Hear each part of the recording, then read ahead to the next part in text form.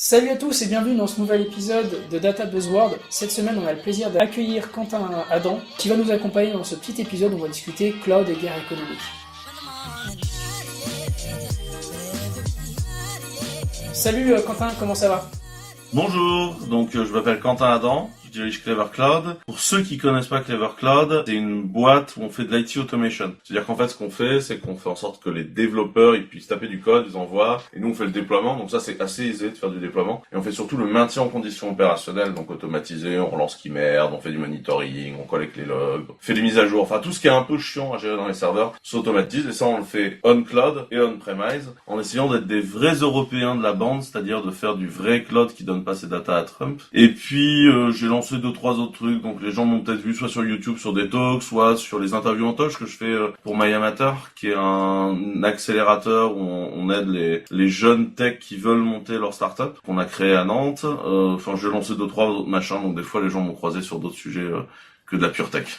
Alors du coup, je te pose la petite question tricky, comme dans chaque épisode, on va en avoir une maintenant. Salaire multiplié par 2 avec du Windows versus tu gardes ton bon vieux Linux ou ton bon vieux Mac. Qu'est-ce que tu choisis? Alors en vrai, j'ai pas foutu les pieds sur un Windows depuis tellement longtemps que si ça se trouve, ça s'est amélioré. Par contre, en général, quand on te promet un Windows et qu'on te dit que t'as pas le droit de changer, ça va avec un laptop premier de gamme à 700 balles, et alors là, par contre, ça va pas être négociable du tout. Donc, à la limite, je pourrais être sur un Windows, mais sur un laptop à 3000 balles, où il y a 36 Go de RAM, et où on peut travailler, genre, pourquoi pas, tu vois, au pire, tu passes sous une VM. Mais en fait, ce qui est important, c'est d'avoir du bon hardware. Ce qui est d'ailleurs un sujet qui est très intéressant dans le cloud, parce qu'avec le cloud, on s'est mis à croire que tous les serveurs étaient des serveurs, et que ça avait pas d'intérêt. Et beaucoup de gens ont perdu un peu la connexion hardware, et cette notion d'IO, à quelle vitesse t'écris sur les disques et tout. Et du coup, pour moi, c'est un peu la même chose. Genre, les gens ont des Mac, sans s'intéresser à ce qu'il y a dedans. Et en vrai, dans la gamme Mac, il y a aussi des trucs avec des CPU, c'est poudable. Moi, genre, même en rêve, j'en veux pas, quoi. J'ai envie de rebondir là-dessus, parce que en fait, on parle du poste de coût que représente le poste de développeur. Mais si tu prends le salaire moyen d'un développeur, tu prends le prix, la différence de prix entre un PC basse gamme à 700 balles et un truc à 3000 balles, que tu vas peut-être amortir sur 2-3 ans, soyons pessimistes, 2 ans. Mais combien il te coûte par mois par rapport au salaire de ton développeur? C'est rien du tout. Je sais pas comment faire comprendre ça aux gens, que si tu limites l'expérience de ton développeur ou de ton salarié avec un hardware qui est pas adapté à son métier, non seulement tu le fatigues au quotidien, tu nourris une frustration. Nous, chez Clever, on est en train de préparer avec le CFO une presse qui est gérer les sous dans une startup, où notamment ce qu'on explique, c'est qu'au lieu de mettre ça dans des coûts généraux, on dit que nous, sur chaque salarié, on ajoute ce qu'on appelle le TCO du salarié, donc le Total Cost of Ownership. Bien que ownership est un mot un peu chelou à cet endroit-là. Mais l'idée est de dire que genre un mec qui bosse, tu payes son salaire, tu payes ses charges, mais tu payes son laptop, tu payes ses déplacements, tu payes son téléphone, tu payes un casque anti-bruit parce qu'il est plus efficace. En fait, globalement, pour un salarié donné, donc un mec qui fait du développement, t'as son coût Total Cost of Ownership, et du coup, globalement, il choisit son laptop, il se démerde tant que le coût rentre globalement dans ce que t'avais prévu, on s'en tape. Et qu'en fait, ça représente un développeur efficace. Et en fait, du coup, on fout pas, tu vois, le matos infra dans une autre truc où, du coup, on va essayer de tasser. Nous, on dit juste genre, il y a un mec qui coûte ça, rouler jeunesse, tu vois. Tu vois ce que je veux dire? En gestion des coûts. Là, on a un data scientist qui est arrivé. Un mec a un laptop, il y a 24 Go de RAM et 2 cartes graphiques. Enfin, c'est un monstre, en fait, ce truc. Genre, le laptop a coûté plus cher que mon laptop à moi. Ceci dit, mon laptop à moi n'a jamais coûté que 200 € de plus que mon téléphone à moi. Parce qu'en fait, comme je fais la moitié de mon boulot sur un téléphone, c'est un téléphone qui coûte cher. Enfin bref, c'était gestion des coûts dans une startup. Pour revenir à notre sujet, on a la chance d'avoir Steven qui s'est rendu dispo aujourd'hui, Horatio qu'on avait déjà eu sur Kubernetes pour nous accompagner là-dedans. Le sujet, tu disais, c'était le cloud. T'as dit le cloud, tout est dans le cloud, on s'intéresse pas au bare metal. Et globalement, est-ce qu'on s'intéresse non seulement pas au bare metal, mais est-ce qu'on s'intéresse à ce que fait la boîte derrière le cloud? Je prends Amazon. Amazon a d'autres business. Google a d'autres business. Microsoft a d'autres business. Comment aujourd'hui tu vois le monde évoluer avec les décideurs? Est-ce qu'ils prennent en compte que Amazon est peut-être leur futur concurrent ou est déjà leur concurrent? Est-ce que c'est des choses auxquelles les gens sont sensibles? Tout ça, on va détailler, mais comment ça se passe la guerre économique entre la Chine, les États-Unis? En fait, avant de traiter ça, j'ai envie de dire, est-ce qu'on peut pas juste aborder la problématique du multi-cloud? Parce que je pense qu'avec les événements qu'on fait à droite à gauche, on s'aperçoit dans les feedbacks qu'on a, il y a une bonne dose d'information qui n'est pas aujourd'hui entrée dans les mœurs. Pourquoi avoir une stratégie multi-cloud? C'est un point important en fait. Multi-cloud, c'est une sorte de pansement que tu tu mets sur le fait de faire un choix. C'est l'éternelle solution. En fait, t'es décideur, t'es leader et responsable dans un contexte informatique. Tu dois prendre des décisions. Si tu prends des décisions, tu peux prendre des bonnes décisions, des mauvaises décisions. Si tu prends une mauvaise décision et que ça plante, on peut te le reprocher et tu peux perdre ton emploi. Ce qui, pour la plupart des gens, est un drame que je ne comprends pas parce que si tu veux, quand on vit dans un métier où globalement on a un taux de plein emploi qui est tellement fort qu'on embauche des biologistes pour faire des boulots de développeurs, je comprends même pas que les mecs soient angoissés par l'idée de perdre leur emploi. Mais bon, admettons. Parenthèse finale. Donc, une fois que t'as dit ça, tu te retrouves avec des gens qui sont en position de leadership qui disent une de mes responsabilités est de prendre des décisions qui ne me mettent pas en cause. Et là, soit tu choisis vraiment un truc, auquel cas t'as fait un choix, donc s'il me va, tu peux sauter, soit tu te démerdes pour ne pas faire de choix, et donc comme tu n'as pas fait de choix, on peut pas te reprocher un choix. Et le multicloud, c'est exactement ça, c'est de dire, au lieu d'avoir fait un choix, j'ai pas fait de choix, et donc comme ça on est compatible avec tout. Et tu te retrouves comme ça avec des stratégies genre on est compatible Terraform, et tu vois un truc comme Terraform où en fait t'écris du scripting, en vrai t'écris du scripting Terraform pour AWS, ou du scripting Terraform G-Cloud, ou du scripting machin truc, mais jamais ton Terraform, tu le prends, tu le mets sur un autre cloud, et ça marche en croisant des doigts.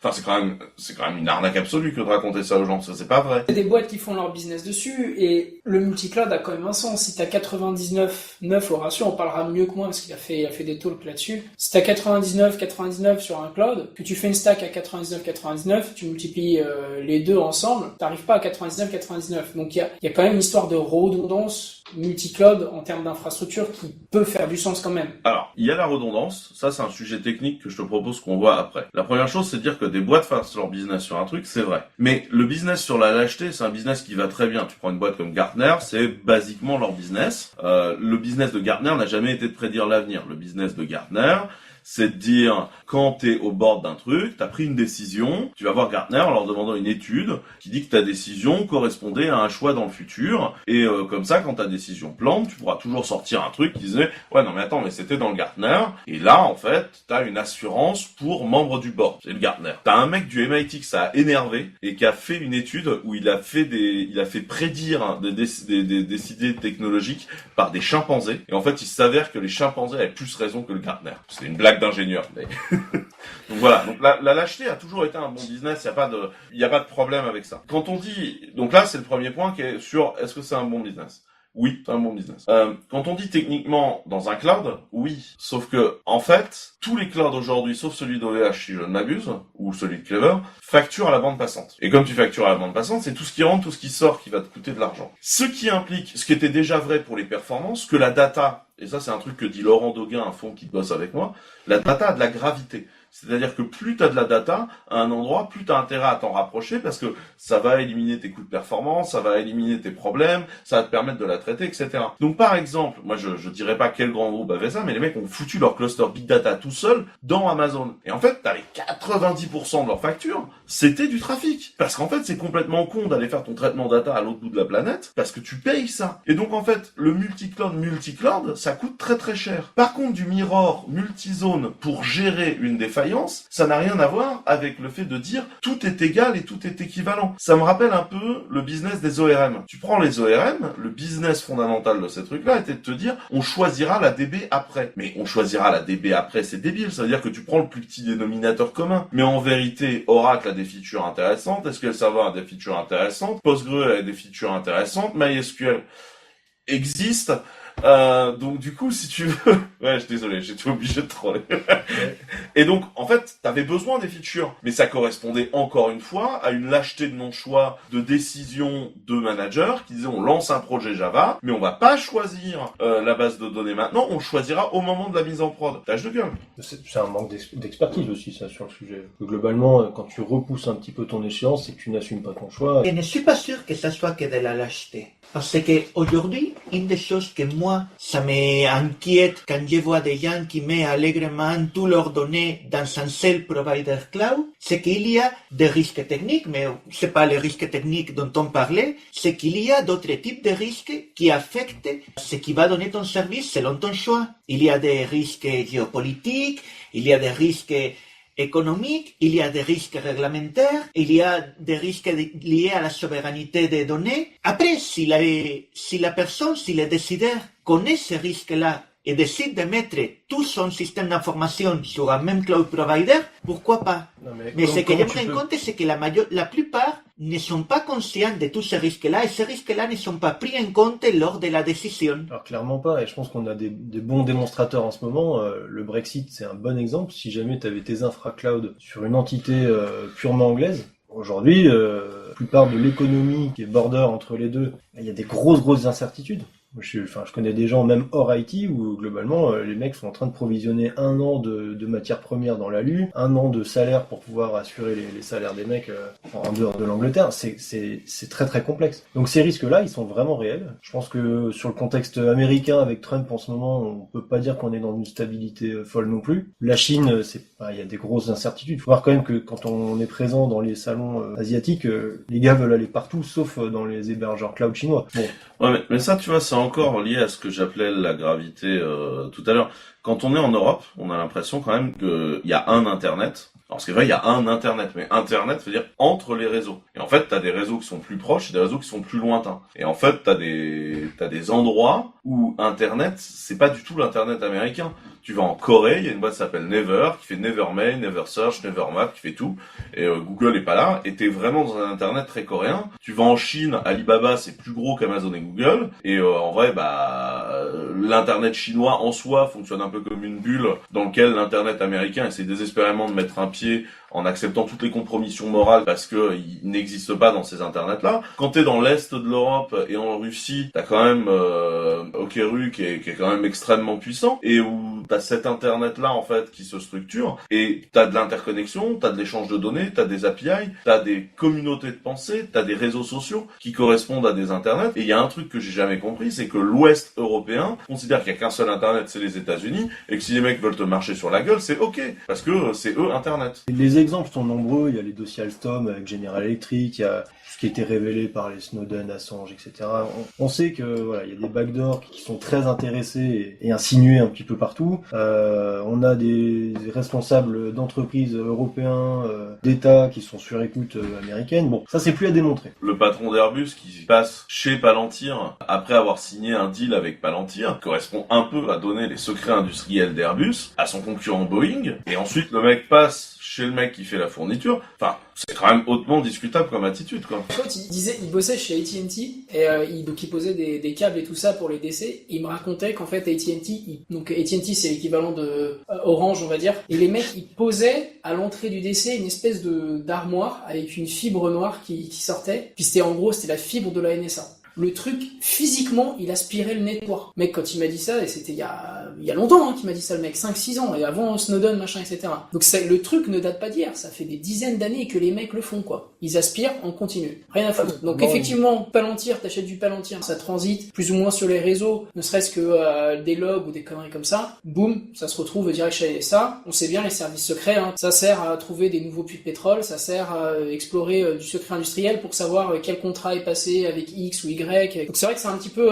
c'est quand même un petit peu gênant d'aller acheter des boîtes américaines. Ça s'appelle le programme échelon en fait. Il y a un programme, c'est échelon, c'est assez documenté en fait. Ils font de l'espionnage industriel et tous les pays font de l'espionnage industriel. Le truc c'est qu'on imagine que les mecs sont sympas, ce qui est pas nécessairement vrai et qui en plus ils l'ont systématisé. C'est-à-dire que en France, la loi américaine bénéficie d'un truc qui s'appelle la transnationalité, qui est lié à peu près au fait que c'est la plus grosse armée, et qui dit que la loi américaine s'applique aux Américains où qu'ils soient dans le monde. Et pour qu'on soit bien clair dans le cas de l'IT, ils ont fait passer en mars dernier un truc qui s'appelle le Cloud Act, qui te redit bien que c'est bien vrai, tu vois. Et donc, un serveur d'Amazon en France, il est sous loi américaine, il est pas sous loi française. Et donc, tu fais un export illégal de données au moment où tu mets la loi, ta donnée, là-dessus. On a fait un enregistrement, on a on a un interview en toge avec un avocat, maître Marc-Antoine Nodieu, qui est sur YouTube, et donc, j'ai quand même mis un mec qui s'appelle Marc-Antoine en toge, donc du coup, je vous recommande cette interview pour bien comprendre le concept de la GDPR dans le cas présent. Mais juridiquement, les États-Unis, c'est des gens très invasifs. Mais la RGPD, donc la Réglementation Générale de Protection des Données, essaye un peu de faire un Cloud Act à l'européenne de l'autre côté en disant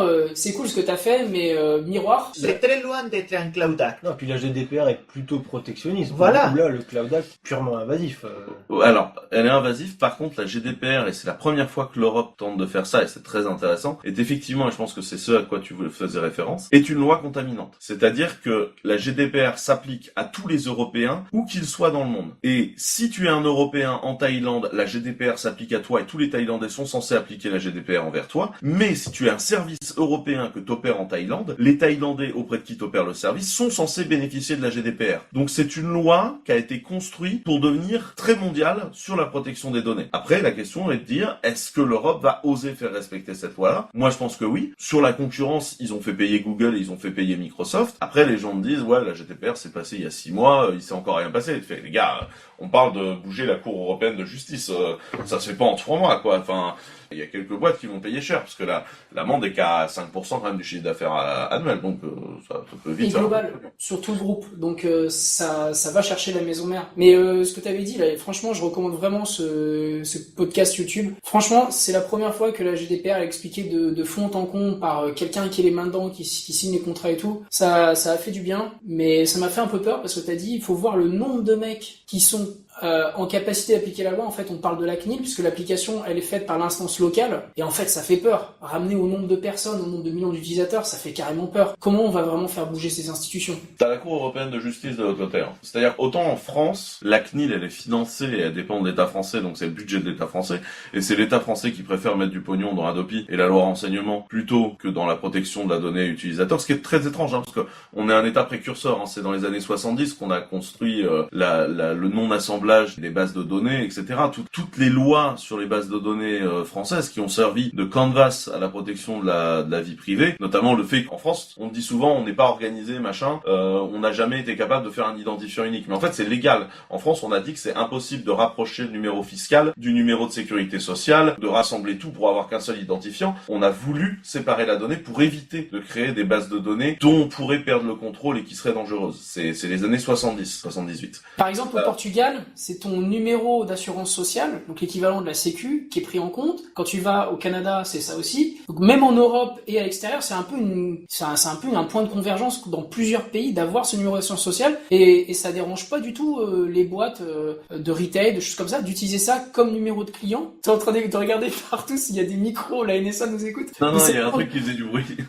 Par contre, on a merdé sur les dernières années, notamment la loi renseignement, la loi Adopi. Enfin, il y a une lente descente aux enfers de la privée ici en France, et notamment la CNIL est un peu sous-outillée. C'est-à-dire que c'est des gens qui n'ont pas nécessairement autant d'argent qu'ils devraient en avoir pour pouvoir faire respecter la loi. Mais la GDPR étant au niveau européen, c'est la Cour européenne de justice qui tranchera. Et les premiers cas seront peut-être pas français, je l'espère en tout cas pour notre économie, mais il y a une ou deux boîtes qui vont morfler avant les autres pour bouffer. Et par ailleurs, tous les GAFA ont déjà été assignés en justice là-dessus, mais délibérés dans quelques années, quoi. Enfin, on parle de combat de justice. C'est l'éternel problème de faire une loi pour faire respecter un marché. C'est l'histoire de Google Shopping. Quand Google Shopping s'est enfin fait condamner pour abus de position dominante, les mecs avaient plié le marché des moteurs de recherche shopping. Et ce qui est très drôle, c'est que dans la défense de Google Shopping sur l'abus de position dominante, ils disaient ouais, sauf qu'aujourd'hui, Google Shopping se fait plier par Amazon qui est en abus de position dominante sur le shopping. Réponse de l'Europe, on a rien à foutre. Vous avez abusé de position dominante, on va attaquer Amazon ensuite. Mais c'était très amusant. C'est-à-dire que Google avait même perdu son propre marché, son abus de position dominante. Donc finalement, même si à terme t'as pas forcément une sanction juridique, le fait de faire peur, et c'est peut-être un peu l'enjeu de la réglementation générale de protection des données, va freiner certains trucs qui fait qu'il va y avoir un équilibre de marché, peut-être à terme. C'est un peu ça que t'es en train de dire, ou je dis des bêtises? Je pense que la volonté de la Commission est de générer des alternatives. Et donc c'est pour ça qu'ils veulent pas aller trop vite non plus. C'est parce que pour qu'on puisse répondre, il faut générer des champions européens. Et les champions européens, c'est des OVH, c'est des Clever Cloud, c'est des Orange, même si ça peut faire bizarre de le dire, c'est des Telefonica, c'est ces boîtes-là qui sont soit des gros industriels, soit des boîtes qui émergent et qui ont des technologies. Nous, on fait partie des émergents qui ont des technologies. Après, on n'a pas toujours une bonne histoire du traitement de la synergie industrielle en Europe. Je sais pas si tu veux parler de ce qui s'est passé hier ou pas du tout. Oh vas-y, oui, enfin, c'était dans la suite logique, effectivement. Ce qu'on disait avec la GDPR, c'est qu'effectivement, on a une stratégie géopolitique d'indépendance forte au niveau européen, mais il y a aussi une stratégie économique de partenariat industriel. Donc hier, il y a eu l'annonce de la Freebox, qui peut être considérée comme un champion français. Xavier Niel est factuellement le seul milliardaire créé par la tech en France. C'est ça, et en fait, on attend beaucoup du coup de quelque part son leadership et les actions qui découlent de différentes stratégies. Mais à l'issue de la conférence de presse sur la nouvelle Freebox, qu'est-ce qu'on voit? La Freebox embarque Amazon Alexa, elle embarque Netflix, etc., etc. Elle est basée sur Google, Et sur du coup, Google Android. Enfin, t'as un peu l'impression genre. tu peux pas t'empêcher de penser, merde, pourquoi on n'est pas capable de construire des partenariats industriels en Europe? On a les capacités de le faire. Avec le mépris américain en prime. C'est-à-dire que je sais pas combien il y a de millions d'abonnés fibre Freebox en France, mais ça fait quand même quelques millions d'abonnés. Daniel qui leur apporte quand même à Netflix du coup tous ces millions d'abonnés là, et on a un enregistrement sur Skype du PDG de Netflix qui lui dit merci. C'est-à-dire que le mec, on lui amène quelques millions d'abonnés, le mec prend pas un avion pour venir nous voir. Tu vois le mépris que le mec t'impose quoi. Tu n'es qu'une succursale d'un truc qui rapportera du blé quoi. On parle d'un petit 10 millions quand même, quoi, tu vois. Ouais, un 10 millions d'abonnés quoi, tu vois, c'est pas... Tu m'amènes 10 millions d'abonnés, je peux sauter dans un avion quoi. On se pose la question de ce que tu disais, la capacité à créer ce centre de gravité, toi que tu appelles le centre de gravité européen. Il faut qu'on ait ce centre de gravité pour... Eux, ils ont beaucoup de pognon qui viennent de l'État, machin, parce qu'ils font du je vais appeler ça du self-business. Leur premier business, c'est eux-mêmes. Ils n'ont pas le problème de plusieurs langues. Ils ont un pays entier qui représente l'Europe. Ils ont une langue à gérer, on va dire une seule pensée à gérer. Nous, c'est vachement plus compliqué. T'as plein de territoires à gérer, t'as des concurrences entre un Telefonica et un Orange et machin, etc. Donc tout le monde se marche un peu sur la tronche. Et au final, c'est vrai que t'as raison, il faut des acteurs européens qui soient concurrentiels, parce que le jour où ils seront suffisamment gros, suffisamment concurrentiels, on pourra fermer les frontières et dire « Ok, stop, maintenant tous les contrats de l'État doivent être passés par un acteur européen. » Aujourd'hui, si tu fais ça, si tu considères par exemple qu'il y a OVH, on va dire c'est le plus gros européen. Si tu dis aujourd'hui vous devez passer que par un cloud européen, l'État qu'est-ce qu'il va faire? Il va dire bah non. À ce moment-là, si je fais ça, il y a qu'un seul compétiteur, peut-être deux. Encore une fois, tu es en train d'abuser d'un marché. On peut pas se permettre de faire ça. Résultat, tu gardes ouvert pour qu'il y ait un choix plus large, pour se donner l'illusion d'un choix plus large. Et tu sais très bien, on finit ces mecs. On se donne l'illusion du choix pour dire qu'on n'a pas fait une erreur en se fermant des gros américains qui sont les standards aussi aujourd'hui reconnus. Mais peut-être qu'à un moment, il faudra qu'on ferme ces frontières pour faire grandir cet écosystème, tout en s'autorisant à ce qu'il y ait un fair play quand même avec les joueurs et l'État et les choses comme ça. Le mythe du en passant sur Amazon, tu deviendras aussi riche qu'Amazon. Enfin, quand tu vois Amazon qui t'annonce on va créer une banque et la Société Générale qui annonce 15 jours plus tard on va mettre toute la prod sur Amazon, t'es là genre les gars, vous êtes sûrs de votre coup. Enfin, tu peux pas avoir ton concurrent qui est ton principal fournisseur, surtout d'un enjeu aussi majeur qu'est la donnée. Et c'est majeur. Enfin, il y a plein d'exemples parce que typiquement c'est des mentalités de boîte. Il se trouve qu'Amazon c'est une boîte, c'est des gens. Amazon ils ne savent pas faire un bon deal, c'est-à-dire ils savent pas faire un deal où on s'est serré la main et tout le monde est content. Amazon, quand t'es revendeur dans le marketplace d'Amazon, que t'as un produit qui marche bien, 3 semaines plus tard t'as le même produit vendu 15% moins cher par les gens d'Amazon. Parce qu'Amazon c'est des gens, quand ils ont fait un deal, s'ils t'ont pas niqué complètement, s'ils t'ont pas mis malade, s'ils t'ont pas baisé en fait, pour être très clair, ils sont pas contents quoi. C'est leur façon à eux de faire du business. C'est une mentalité d'entreprise. Et enfin, il y avait tu citais un super exemple aussi sur Amazon.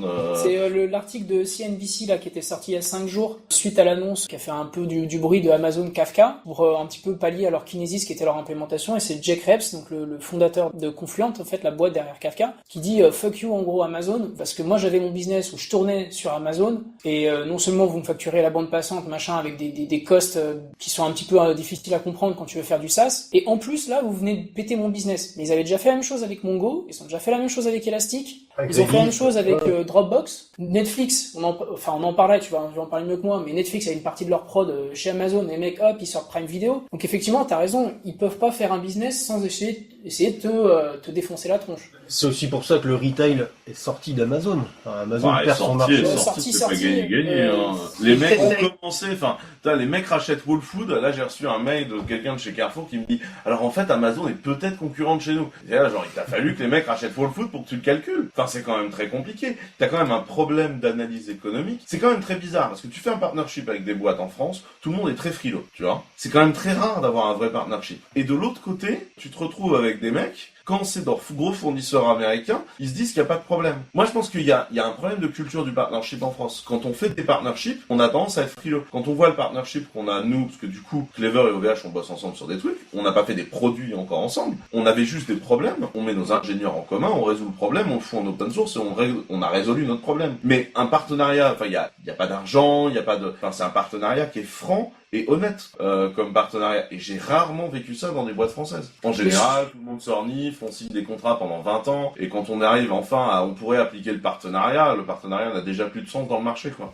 C'est en train de changer avec des écosystèmes comme OpenStack. Alors je parle OpenStack, j'ai un peu peur. Est-ce que tu vas bâcher OpenStack? Je ne sais pas. Mais avec des gros fournisseurs qui se mettent derrière, que ce soit des Samsung, des gros comme ça, est-ce que tu penses pas que peut-être que l'Europe, de par sa culture, qui est encore une fois pas comme la Chine et pas comme les Américains, c'est-à-dire un gros pays qui peut s'auto-maintenir, mais est-ce que le fait que la culture européenne qui soit justement splittée dans plein de cultures, ça correspond pas mieux à l'open source et à la collaboration sur un projet commun, mais complètement à livre ouvert?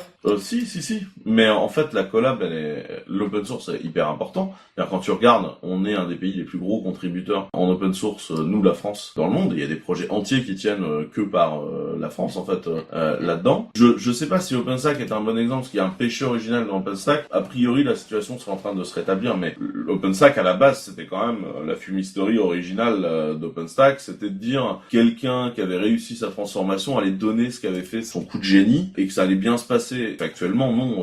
OpenStack, au début, c'était un écran de fumée qui s'assurait que tout le monde se mette à faire des tours en rond. Et d'ailleurs, à l'époque, on en parlait beaucoup d'OpenStack, parce que là, ça s'est quand même beaucoup tassé, cette histoire d'OpenStack. Tout le monde avait un projet OpenStack, des projets OpenStack qui tournent. J'en connais quand même beaucoup moins que des projets OpenStack qui ont échoué lamentablement. Il se trouve que chez OVH, vous avez 150 bus qui ont réécrit le code du bordel, et du coup, ça tient. Mais c'est quand même un cas un peu particulier, comparé à CloudWatch, Numergy, tu vois, pour pas rappeler de mauvais souvenirs, quoi. Non, mais pour rebondir un peu là-dessus, mais tu vois, je pense qu'on a vécu sur OpenStack ce qui s'est passé sur Hadoop après, c'est-à-dire qu'il y a eu une hype sur le marché, tout le monde est parti dessus, en se disant a posteriori, en fait, peut-être c'est pas pour nous, peut-être c'est plus pour du cloud provider, et du coup, on va plutôt aller faire effectivement de la VM, de l'orchestration dessus, etc. Hadoop, c'est un peu pareil, dès que t'as la moindre news sur Hadoop, ça y est, t'as les gars qui sortent les drapeaux en disant c'est la mort d'Hadoop. Non, c'est peut-être la mort de ceux qui n'en avaient pas besoin, mais ceux qui en ont réellement besoin, les workloads qui sont dessus, ils font tourner de la prod aujourd'hui et on n'est pas prêt d'en sortir. Donc c'est une vraie solution à un vrai problème. Maintenant, est-ce que tu avais le problème?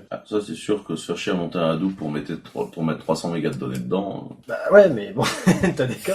Ouais, mais du coup, t'es dans la transformation digitale quand même. C'est vrai que du coup, t'es dans la transformation digitale. Puis en tant que manager, t'as pris des décisions, quoi. Puis t'as pris un gros contrat, tu payes ta licence de chez Cloudera, tout ça, c'est cool. Bon, on arrête le bashing. Non, On mais retourne toi, à notre sujet. genre le protectionnisme qui quand même est assumé des Américains, quelque part le reflet de ça, c'est le Gartner. C'est-à-dire que c'est vraiment un paroxysme, c'est-à-dire que tu vas avoir dans le Gartner les solutions qui arrangent un marché plutôt américain, mais les décideurs, qu'ils soient européens ou autres, mais dont les Européens, vont aller se baser là-dessus pour en fait offrir tout sur un plateau d'argent aux Américains en disant ok.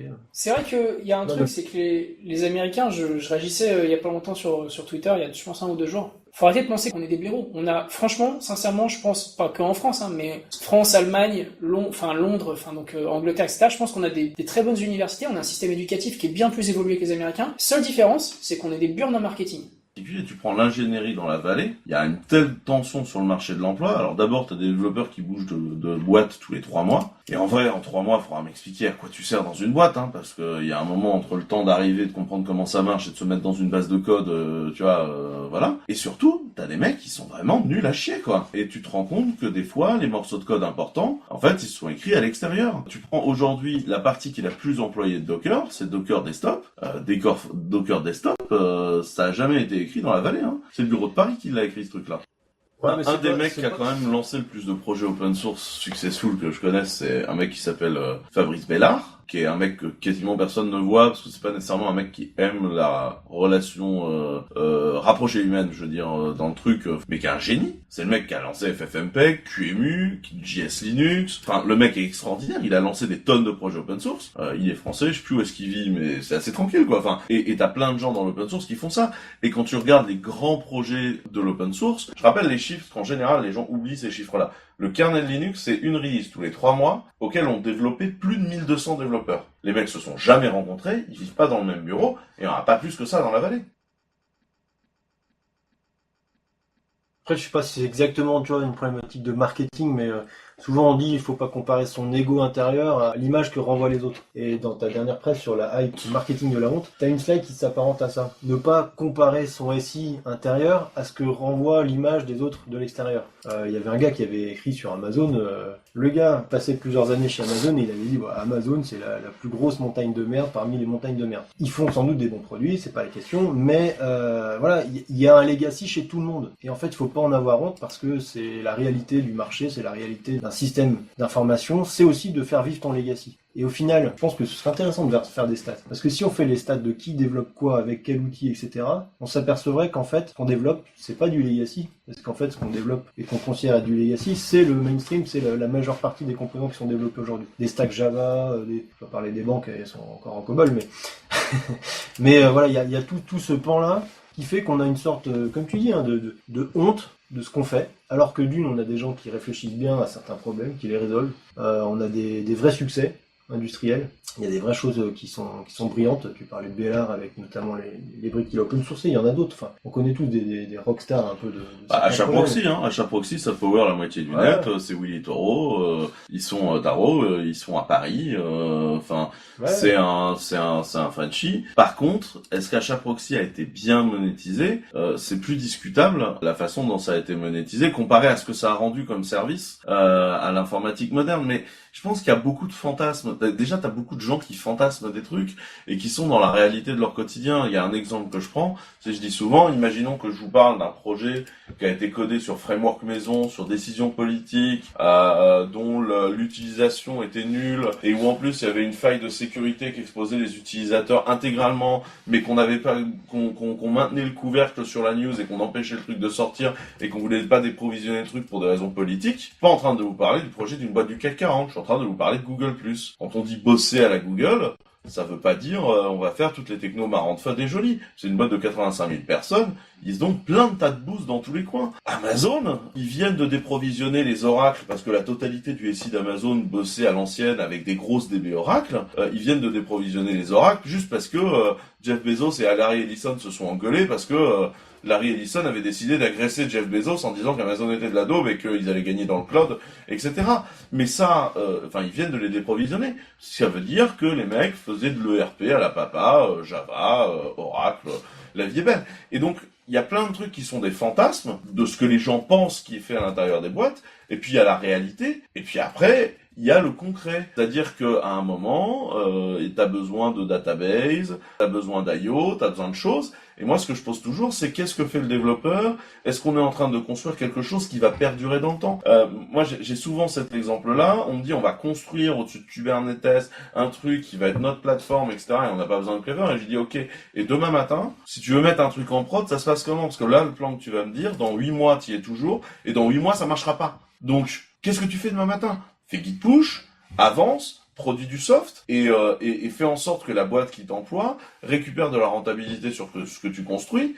Et après, si tu veux reconstruire les fondations de l'informatique moderne, be my guest. Au contraire, c'est très intéressant. Mais il y a des fois, je pense qu'il y a des gens qui stratégisent un peu trop et qui écrivent pas assez de code, quoi.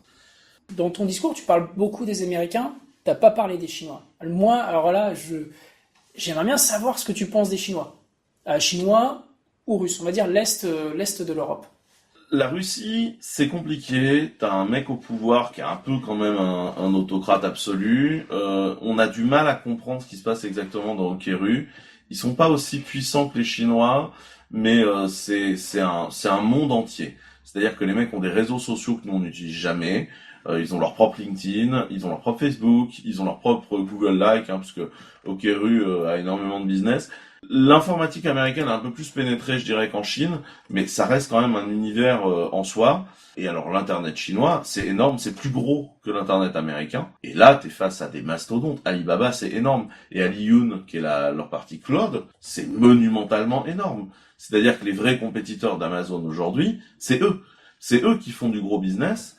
Et il faut être extrêmement effrayé par ces internets-là, parce que là, on est sur des gens pour qui la notion de censure n'existe pas. Autant nous, on peut avoir la notion d'espionnage, on peut avoir la notion de conflit d'intérêts, etc. Autant là-bas, ça n'existe pas, culturellement. Et tu penses que ça ferait quoi un Aliyun qui viendrait en Europe par rapport à ce que tu dis? Il imposerait ses lois sur aussi le crédit social à sa manière? C'est ce qui se passe. Regarde cette histoire. Enfin, regardons un exemple simple. L'histoire d'Apple et de la pornographie. Apple t'interdit d'avoir des apps avec de la nudité. Fin de la discussion. Ce qui a considérablement changé la façon dont on interagit. Il y a quelques années, on avait encore une boîte de service, on avait fait l'appli d'un festival d'art contemporain, hyper mainstream, 90 000 visiteurs, voilà. Et la photo de l'affiche de ce festival, t'avais des gens qui étaient en slip dans la rue, enfin avec des masques, n'avait rien de sexualisant, mais rien du tout. On s'est pris un nudity classé pornographie par Apple, il a fallu qu'on change l'iconographie du festival entier, alors que eux avaient des affiches, des programmes papier, etc. Parce qu'on pouvait pas passer dans Apple. Face au programmateur du festival, qui lui était un artiste, qui nous disait, mais enfin, appelez-les, expliquez-vous. Et toi, tu dis, mais il y a rien à expliquer, en fait. Genre, les mecs ont dit nudity, ils ont dit nudity, on va se faire voir. C'est tout. Et c'est fin de la discussion. Donc, on a changé l'iconographie. Et donc, on peut considérer que c'est bien ou mal. Je suis pas en train de faire le procès de la pornographie. Je dis juste que c'est des gens qu'on dit, on mettra pas de nudité.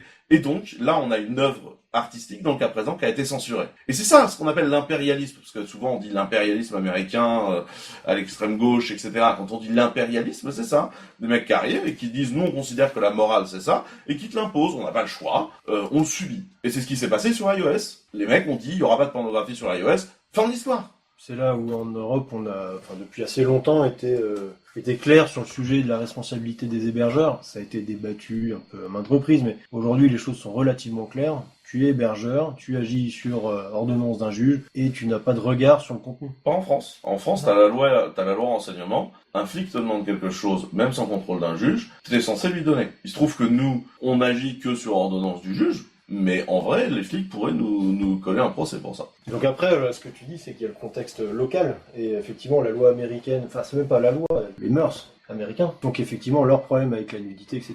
Mais du coup, pour la Chine, tu vois, c'est en fait à partir du moment où tu as une boîte qui va vouloir concurrencer, peut-être une boîte chinoise qui va vouloir concurrencer une boîte européenne, qui va dire à la boîte chinoise, bah tiens, file-moi les données de ce client-là parce que tu vois, je me positionnerai bien. Quelle est la limite en fait culturellement pour cet hébergeur chinois de dire, ok, je te donne tout, ou alors non, ici il faut passer par un juge. Culturellement, j'ai envie de te dire, vu que c'est, alors là je donne mon avis, j'ai pas de fait derrière, mais culturellement ça reste un pays communiste à la base. Donc il n'y a pas de différence entre l'État et l'entreprise privée. Donc les intérêts privés d'une société, d'un cloud provider, et les intérêts de l'État sont les mêmes. Donc si l'intérêt de l'État, qui a une société privée qui est d'intérêt d'État, par exemple de construire des avions, ou par exemple de construire un téléphone, qui de lui-même, il a des parts majoritaires donc dans cette boîte-là, puis il a des parts majoritaires dans le cloud, et puis il se trouve que le cloud il héberge une société qui fait des composants électroniques pour X ou Y, pour faire des téléphones portables, bah vu que les majoritaires dans les deux sociétés, il va faire un petit transfert de l'un à l'autre pour gagner dans les deux. C'est différent dans le sens où c'est pas des intérêts forcément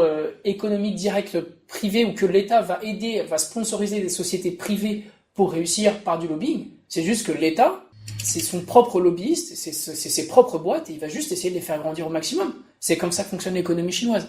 Donc je pense que ce sera encore plus frontal et plus direct.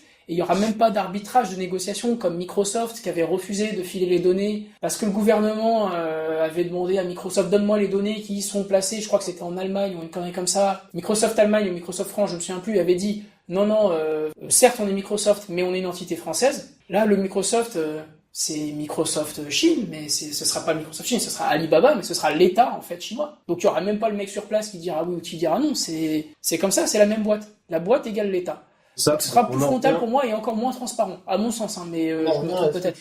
Est-ce que tu veux reposer sur ton potentiel concurrent pour faire tourner tes infrastructures? Je pense que voilà, on a un rôle d'éducation à faire aussi pour protéger quelque part cette économie européenne, parce que comme tu dis, les gens. T'as une notion de balance économique, l'histoire elle est assez simple. Si l'argent il s'en va par plus qu'il ne rentre, c'est qu'on s'appauvrit. Et aujourd'hui, on n'a pas du tout une balance économique qui est en notre faveur. Aujourd'hui, t'as plus d'argent qui sort de France tous les ans qu'il n'en rentre. Donc ça veut dire qu'on s'appauvrit. Alors après, il se trouve qu'on avait fait un matelas. Alors on avait fait un matelas de façon discutable, on appelle ça les colonies. Mais ça reste un problème de s'appauvrir. Et je pense qu'il y a un problème de patriotisme économique en France. Patriotisme qui est un mot un peu bizarre, il y a beaucoup de gens qui n'aiment pas trop y toucher. Mais je pense que l'idée de bosser avec des sociétés françaises, en informatique en tout cas, est souvent un truc qui fait peur en fait aux Français. On dit technologie américaine. Et je pense que je pense que ça fait partie du problème et qu'il y a un problème d'éducation. Après, je pense qu'on est en train de redresser la barre là-dessus. Il y a des DevRel comme Horatio qui passent leur vie à expliquer le contraire. Mais pour moi, le problème, on est déjà là. On parlait beaucoup des Chinois et je suis d'accord. Mais imaginons une boîte fortement européenne comme Airbus. Qui est le principal concurrent d'Airbus? Boeing. Quel est le poids de Boeing dans la balance commerciale américaine? Quel est le poids d'Airbus dans la balance commerciale européenne? Est-ce que vous pensez vraiment que si Airbus met ses données, ses mails, une partie de leur récit chez un cloud provider américain, vous pensez vraiment que ces données-là restent aussi bien protégées qu'on voudrait? On a tous les preuves depuis des années que c'est pas le cas. Donc, ça veut dire qu'à un moment donné, la plupart des pays au monde jouent en protectionnisme. L'Europe, traditionnellement, a oublié cette partie-là. Il y a des domaines, au moins dans notre cas, les domaines des systèmes d'information, où il est critique de jouer aussi ces cartes-là. Parce que, au moins, quand nos données sont dans des boîtes européennes soumises à réglementation européenne, tu sais qu'ils vont pas finir aussi facilement dans un concurrent américain, chinois, indien, via des mécanismes pas tout à fait clairs ou des sociétés de renseignement à 3 lettres. Ok, bon, là on a été calmé. Merci Horatio, j'ai le moral qui est à zéro.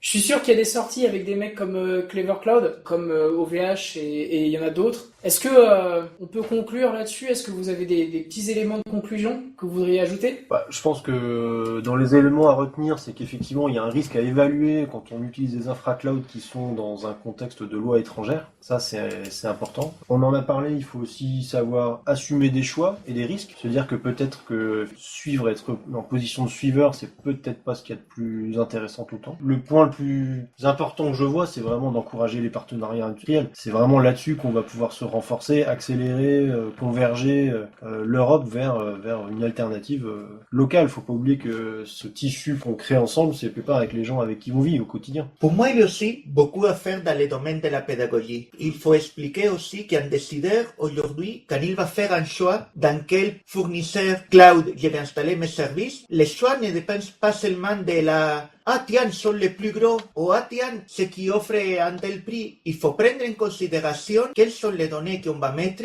quels sont les risques, et il faut savoir agir. Ça ne veut pas dire, non, je vais tout mettre dans des fournisseurs français, n'aurait pas de sens non plus. Mais toutes les données ne sont pas pareilles. Donc avant de choisir, il faut réfléchir et il faut être conscient des risques. Et ça passe par une pédagogie, par essayer de s'informer et d'expliquer à ces décideurs-là, et c'est un rôle que nous, en tant qu'informaticiens, nous avons vraiment une responsabilité, expliquer à nos décideurs qu'il y a des facteurs importants qui sont en jeu quand on choisit un fournisseur et prendre en considération ces facteurs-là lors de ces choix. Moi, j'ai envie de rebondir sur 2 niveaux. La première chose, c'est que je pense qu'il faut que les gens arrivent à connecter le moment où ils sont dans leur voiture le matin et qu'ils écoutent les infos et qu'ils gueulent contre la marche du monde en engueulant la matinale pour ce que les mecs gèrent mal, et le moment où ils arrivent au bureau et où brusquement la marche du monde ne fait plus partie de leur choix de décision. C'est-à-dire, Trump et Macron s'engueulent, ouais tiens, signons un gros contrat avec changeons de deal Microsoft. Bonne idée, tu vois. Genre, t'as quand même à un moment, t'as envie de dire, mec, ça compute pas, c'était la même matinée, pourtant t'as écouté la même matinale. Ça, c'est le premier point. Le deuxième point, c'est qu'un choix technologique qui s'éclaire par de l'apprentissage. C'est-à-dire que le boulot en technologie, c'est pas de tout savoir, c'est d'être capable d'apprendre vite. Et pour apprendre vite, il faut tester, et il faut tout tester. Et il faut prendre du temps de tester les technologies, apprendre comment ça marche, aller lire le code des frameworks ou technologies qu'on emploie, c'est de comprendre comment les choses fonctionnent en vrai, plus que des rumeurs. Et aujourd'hui, je pense qu'il y a beaucoup de choix technologiques qui sont pris sur des rumeurs, de machin, ça se passe bien. Et après, t'as un projet, il est porté sur cette rumeur-là, tout le monde se gonfle et se gargarise sur cette rumeur-là. On met 8 mois à monter un projet, et au bout de 8 mois, les projets sont débloqués, la bataille de tranchées a eu lieu, et le projet commence. Et là, en fait, le projet n'a plus que le choix d'être un succès, puisqu'on en a fait un énorme truc, donc ça doit être un succès. Et quand en fait le projet va aller au tas parce que les rumeurs étaient des fantasmes, parce que on a surenphasisé le truc, etc., on se retrouve dans une position où on va noyer le poisson et où on va aller dans une position d'en acheter. Moi, je pense que c'est beaucoup plus sain d'avoir une boîte dans laquelle il y a plein de décisions qui sont prises, on fait des petits tests, on dit vas-y, on va mettre ça là, on va voir si ça marche, ça se passe bien, oh, ça va passer 6 mois sans cracher, c'est peut-être une bonne idée. Et tu vois, ça c'est une façon de procéder qui est intéressante et qui est une politique des petits pas technologiques où on change un pas par un pas, parce que moi, ça me fait craquer quand j'entends dans des grands groupes et que je débarque et que les mecs s'excusent d'abord de la technologie qu'ils font alors que leur boîte rapporte de l'argent, ce qui n'est pas le cas de tous les GAFA. si vous suivez mon regard. Ensuite, tu te retrouves dans des boîtes où les mecs partent de Java 1.4 EE traditionnel sur Oracle, déployé à la mimine, et se disent on va faire que des microservices en Go sur du Kubernetes dans le cloud de Google, avec des data stores dont on comprend pas la peut-être consistance et dans lequel il y a aucune transaction, alors que mec, en fait, tu fais du bancaire, donc il y a des transacts, et en fait, tu te rends compte que les mecs veulent tout changer d'un coup. Et t'es là genre non, tu changes pas tout. Tu peux changer le système de déploiement, tu peux changer la DB, tu peux changer le langage, mais change pas tout à la fois, gars. C'est trop. Et je pense qu'il y a ce problème-là, qui est qu'on a des leaders techniques qui codent pas assez, et qui au lieu de se dire, bon bah je vais coder un POC, ça merde pas, et rester dans l'apprentissage. Et je pense que c'est lié aussi à toute cette idée d'avoir dit que le code c'était sale, etc. Mais vraiment mon point est de dire genre, les décisions technologiques se prennent sur de l'apprentissage, et quand on apprend, on fait des erreurs, et donc apprenez, et n'allez pas dans la rumeur. On voit des évolutions quand même. Enfin, il y a des tendances qui sont relativement positives, mais je pense qu'on peut aider et contribuer. Et je pense que c'est le but aussi de ce podcast, d'essayer de généraliser et puis de dire qu'on n'est pas là pour vendre du rêve. Il y a des choses qui vont bien et des choses qui vont